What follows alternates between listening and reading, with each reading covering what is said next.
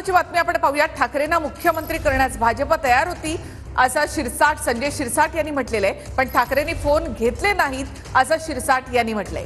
Bhajap CM पद देत आहे, आपण चर्चा करू असं शिंदे ठाकरेंना तेव्हा म्हणाले होते, असाही दावा शिरसाटांनी केलाय। ठाकरे शिंदेंना म्हणाले, मी भाजप सोबत जाणार नाही, तुम्ही जा, असा दावा देखील शिरसाट यांनी केलाय। जेव्हा आमचं 19ला निवडणुका झाल्या, शिवसेना भाजप बहुमतात आले।